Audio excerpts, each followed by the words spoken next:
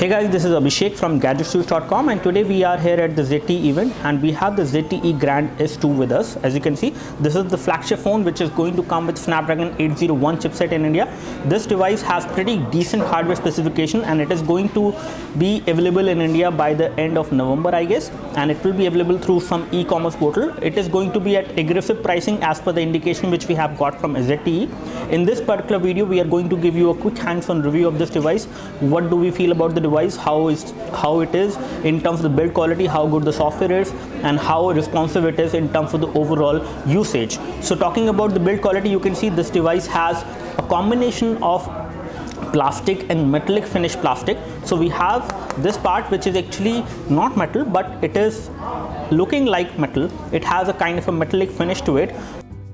And in terms of thickness as well, this device does not look like a very thick device. In terms of weight, it is around 150 gram, which is pretty good for a phone of this much display size, which is 5.5 inch, pretty big display size you have.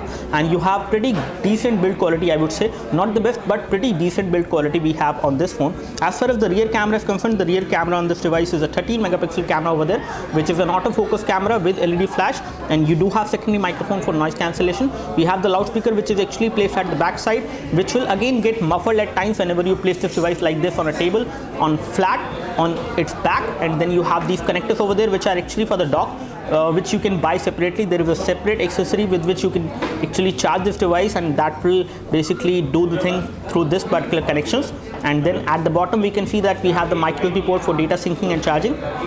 We also have the primary microphone on this device at the bottom, and here we have the micro SD card slot. So you can insert a micro SD card, expand the storage of this device. The inbuilt storage is going to be 16 GB. We have the power and sleep key and the volume rocker, and both of the buttons are actually metallic buttons, give you a good amount of feedback. And again, when we take a look over the top, we have the 3.5mm audio jack over there, and this is how the phone look like. In terms of the build quality and the kind of form factor this phone actually gives you, it is pretty decent. Again, it is not very premium, but looks very nice. It is light in terms of weight, and in terms of thickness, it is around 9.1 millimeter in terms of thickness, which is again pretty decent for a phone of this much of display size and with this kind of hardware specification it has. Taking a look over the top, on the front we can see that we have the nice metallic earpiece. We have the front camera on this device, which is a 2 megapixel fixed focus camera. It can record high definition video, and the rear camera can also record high definition video.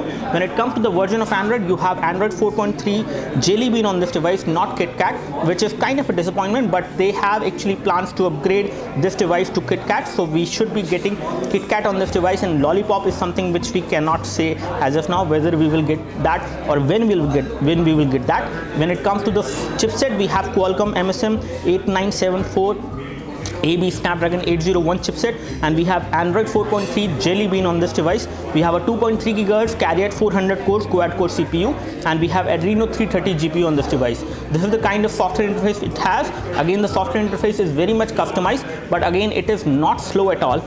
It is quite responsive, and there is no lag of any kind as far as the user interface is concerned. We do have these touch capacitive LED buttons, and again, they are at the bottom. They will blink up whenever you touch them, and again, the overall usage of the phone is pretty decent. The kind of UI they have given on top of Android is something which is fluid. Again, it has a lot of animation which will get slow over time, but you can always get rid of these animations in case you don't want to use them. You have the application drawer over there, and these are the applications you will get pre-installed on this device. There are a lot of sensors and gestures which are there on this device supported. So again, when it comes to the sensor list, we will tell you that later. Let's take a look over the notification center first of all. So this is how the notification center look like, and you can directly go to the settings from here, or you can actually go to the control switch where you have toggle for the Wi-Fi, data, Bluetooth. You do have wireless hotspot feature supported. You can actually enable and disable the flashlight at the backside to use it as a torch. You have auto rotate. You also have a glove mode in which you can use this device even in winters without basically touching the screen with your fingers, and that is something which is there. You do have support for automatic brightness as well. Let me just go into settings and show you what all we have as far as version of Android is concerned. So we have Android 4.2.2 on this device, and here we have the baseband version and other things, and then we have the build version as well. Again, this phone is capable of getting OTA updates, so you will get over-the-air updates for this device, and you can also install the updates from the SD card as well in case you would like to do that. Let me just show you the storage scenario. The storage which we have on this device is 16 GB, and out of that how much is available is something which I'm going to show you. So 16 GB is there, and system memory or the system ROM is taking around 3.09 GB, and the available amount of usage or the storage will be available to the user is 8.34 GB. So you have 8.34 GB available to the user, where you can actually install applications, store picture, videos and other data, and you can actually insert an SD card. But again, you can actually change the location of the apps in case you would like to install them on the SD card. It is possible. So once you insert an SD card, you can actually change the default storage location of the application. You can move application from the phone memory to the SD card as well, which is definitely a good thing. You also have support for one-handed operation on this device, so that you can move the dial pad and the in-call buttons and pattern unlock and incoming call, answer call. All those things can be moved to either to the left or to the right, depending on in which orientation you have actually have the phone in your hand. So these are the kind of connectivity options you have. You do have support for internet tethering as well, so you can create a portable Wi-Fi hotspot as well on this device, which is good. Apart from this, let me just show you the application scenario. So in terms of the kind of RAM you will have on this device, you have good amount of RAM on this device, which is again 2 GB. So 2 GB of RAM you have on this device, and out of that 1.2 GB is being used, and 606 MB or 607 MB is free. And again, the free amount of RAM is not too high, so it is fairly low. This is something which is not too good for a device like this. And again, this is a device which is a user device, so it is already running some application in the background. So the available amount of RAM on the first boot should be around 1 GB as per the information which we have got. So we have glove mode over there, we have gesture motion also supported. Let me just take a photo from this device as far as camera is concerned to show you the camera interface and the overall quality you will get. Again, we are going to take this photo in artificial light from this device, so you can get an idea about the overall quality of this device as far as camera is concerned in this particular test. So I have my iPhone 6 over there, and let me just take the photo. As you can see, you do have tap to focus, and autofocus is also supported. The camera UI is something which is nice, and it is kind of enhanced in terms of what options you can actually see. So we have just taken the photo, and I can show you this photo. So this photo looks decent, I would say, in terms of the details. Again, I was expecting slightly better results, but this photo is not at all looking bad in terms of details, as well as in terms of colors. It has been captured pretty nicely. Again, this is the low light scenario, so you don't expect much. The daylight photos from this device are going to be much better.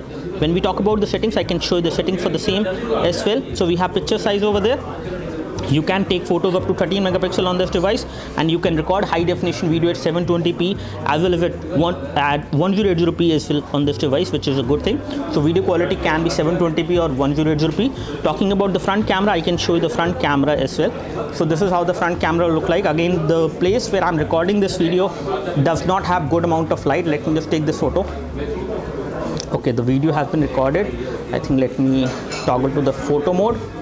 Okay, now it is in the photo mode, and let me just take this photo. So the front camera is a 2 megapixel camera, and don't expect great results from the front camera. This is something which I can say, especially in low light you will not be able to capture good photos. But again, this is pretty decent for a device like this. The kind of photo I have just got with a lot of light falling on this, basically coming from the opposite direction, it has taken a pretty decent shot, I would say, as far as the front camera is concerned. The front camera is also capable of recording high definition video at 720p, which I can show you the resolution.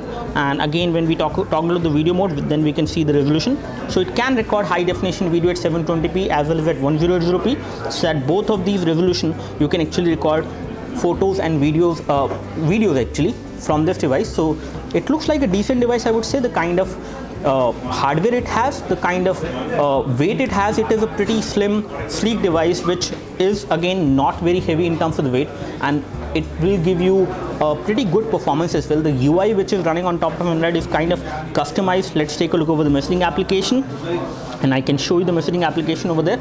So this is how the messaging application looks like. It does give you a lot of suggestions as per the recent trends or as per the recent history to which person you have actually sent the message. You will see them here, and you can type the name of the person in case that name is not listed here. When it comes to typing, the typing experience is pretty good. The keyboard keys are pretty big in size. You can easily type, but continuous input typing is not supported on this device, which is something which I don't like. But again, I think you can enable it with the help of third-party keyboards. Let me just show you the phone dialer as well. And for the phone dialer, we need to go to the application drawer. Again, one thing which I really like on this device is that the overall UI is quite responsive.